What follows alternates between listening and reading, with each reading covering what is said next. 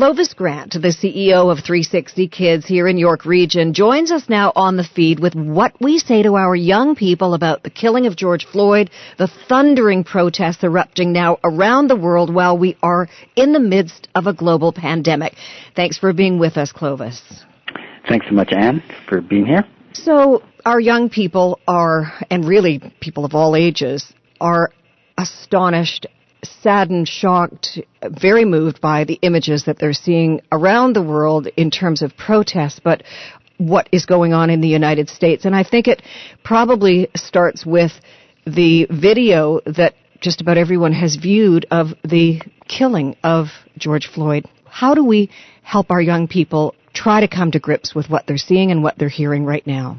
I think one of the most important things we can do is to listen. I know that that's something that we are doing here at 360 Kids, is providing space for the youth to speak. I think, in general, when you're talking about issues of homelessness, that is an important thing to do, period. When you add this additional crisis around race and anti-black racism in particular, listening and not judging is even more important. And one of the things that I know came up in a conversation I've had with staff is, don't say things like, I understand, because you may very well not. And even I, as a black person, cannot and will not use that, because my son, who is 25, I can't say I understand, because his challenges, the things that he encounters, may be very different than what me as a 50-plus-year-old person would encounter. So I think giving space to our young people to talk about these things, and we have, and you hear things like hopelessness, anger, frustration. You used a few in your intro, but these are things, re-traumatizing. These are things that many of our kids, especially those who grew up in child welfare, for them it's almost like a Band-Aid and you're ripping it over again.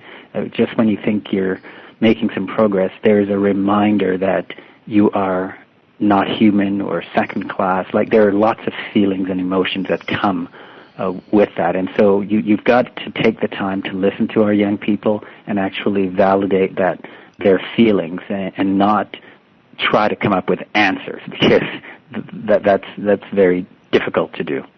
Clovis, what is your reaction to what you're seeing around the world, and in particular the United States, the protests that are going on night after night, often violent? Is there going to be some sort of meaningful change that may emerge because of how people are coming together from all walks of life to say, enough, no more, this may not have affected me directly, but it now does?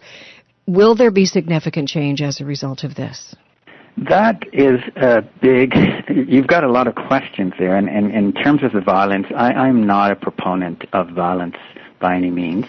And so I think that's first and foremost.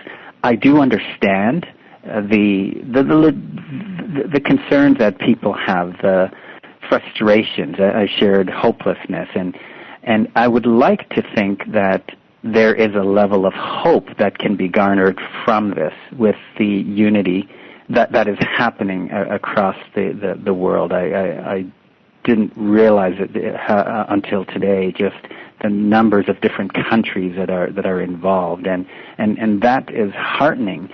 So one can only remain optimistic. I was having this conversation with my wife about what is different now. I mean, I've read enough books and articles about the civil rights movement. We've all watched a lot of movies, and you think, have we made any progress? And so I'm trying to remain optimistic, Anne. I really am. But it's hard when you think you're making progress, and then something like this happens, and then you have to wonder, has that all been in vain? So I'd like to remain optimistic, but at the same time frustrated at the same time that we have to have these conversations yet again, which tells me that the systems that perpetuate this kind of behavior is what we need to look at, and not just individuals. What about in your own life, if you're comfortable sharing? Have you been discriminated against? Have you had a situation where it it hurt to the core how you were treated?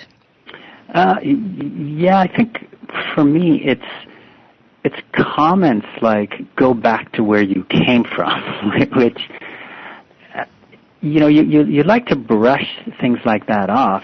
I mean, these are comments that sometimes people who don't even know you throw at you, and you think, where did that come from? Do you not also recognize that you too are an immigrant to this country? So this is where, for me, it gnaws at me, and these comments have been many years old, but they still gnaw away at me, because there is this feeling like the ownership of Canada is for the Europeans, and when in fact we know that all of us have been who have immigrated here, and so for one group to say that you go back to wherever, I'm thinking, really? Do you not know history?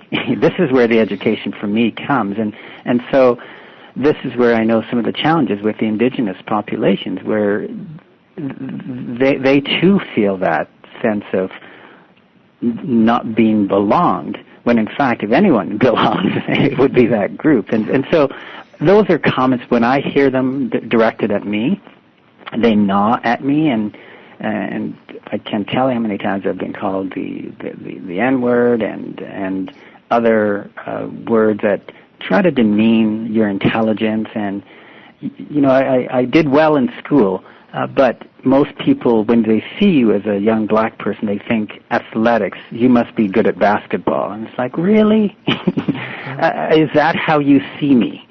And so it's those microaggressions that over time, at times you just dismiss it, but then there are certain comments that, even after many years, just continue to gnaw away at you.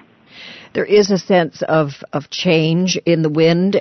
Let's bring this now back to kids. They're so valuable. They are our future. 360 Kids does an incredible job. I looked at your website the other day, and in quotation marks, we need you now more than ever. And I think you're talking about people who support, but I think you're also saying that to the young people, the youth at risk out there.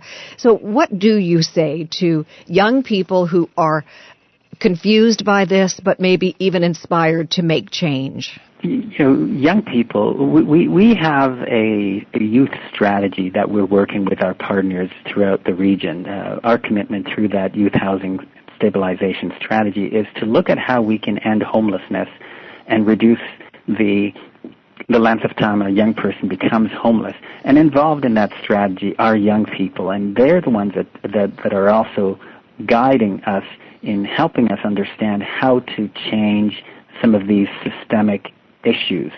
And so their voice in this is critical and very important, and we rely on them because they do have answers. We just have to listen. And so I engage, I look forward and welcome always our young people in this conversation.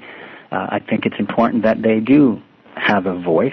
It's important for them to be able to share their perspective, and it's important as service providers in our work. We're looking for spaces where we can do this work better. And we've engaged with a consultant to actually help us review our approach to dealing with equity, diversity, and inclusion so that we can be better, and making sure that things that we may not see right now that we're actually identifying. And a big part of that will be to engage young people as well, because they do have answers. And we want them to remain hopeful. I mean, I shared with you some of the comments and the hurt and the pain that they're currently feeling. So in order for them to feel more hopeful, we need to find ways to give them ways to share their voice so that they can actually be part of the solution. 360 Kids makes a real difference. So do you, Clovis Grant. Thank you so much for joining us on the feed. Thanks so much for this time and the opportunity to share.